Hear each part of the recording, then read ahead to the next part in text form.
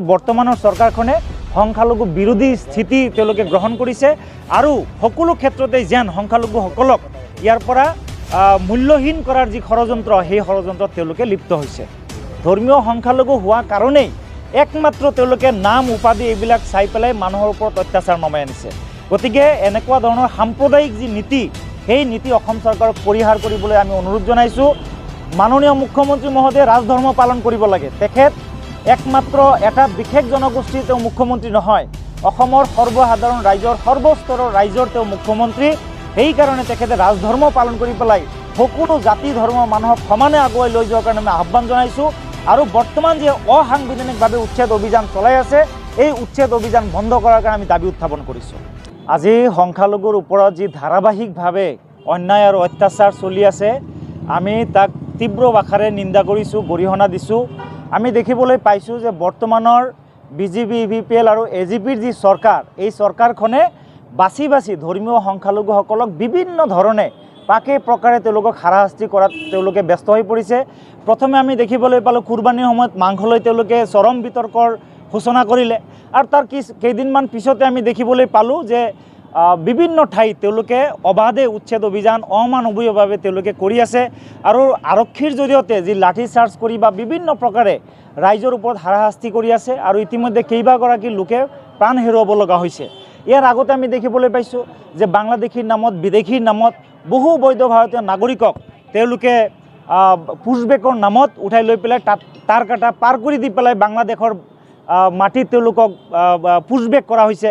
গতিকে এনেকৈ আমি দেখিবলৈ পাইছোঁ যে বৰ্তমানৰ চৰকাৰখনে সংখ্যালঘু বিৰোধী স্থিতি তেওঁলোকে গ্ৰহণ কৰিছে আৰু সকলো ক্ষেত্ৰতে যেন সংখ্যালঘুসকলক ইয়াৰ পৰা মূল্যহীন কৰাৰ যি ষড়যন্ত্ৰ সেই ষড়যন্ত্ৰত তেওঁলোকে লিপ্ত হৈছে। আজি ভাৰতৰ সংবিধানে নাগৰিকসকলক যি অধিকাৰ প্ৰদান কৰিছে সেই অধিকাৰক পদাঘাত কৰি পেলাই সম্পূৰ্ণৰূপে ধৰ্মীয় সংখ্যালঘু হোৱা কাৰণেই একমাত্ৰ তেওঁলোকে নাম উপাধি এইবিলাক চাই পেলাই মানুহৰ ওপৰত অত্যাচাৰ নমাই আনিছে।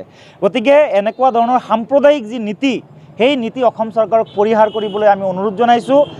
মাননীয় মুখ্যমন্ত্ৰী মহোদয়ে ৰাজধৰ্ম পালন কৰিব লাগে। তেখেত একমাত্ৰ এটা বিশেষ জনগোষ্ঠীৰ তেওঁ মুখ্যমন্ত্ৰী নহয়, অসমৰ সৰ্বসাধাৰণ ৰাইজৰ সৰ্বস্তৰৰ ৰাইজৰ তেওঁ মুখ্যমন্ত্ৰী।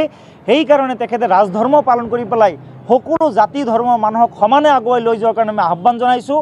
আৰু বৰ্তমান যি অসাংবিধানিকভাৱে উচ্ছেদ অভিযান চলাই আছে এই উচ্ছেদ অভিযান বন্ধ কৰাৰ কাৰণে আমি দাবী উত্থাপন কৰিছোঁ।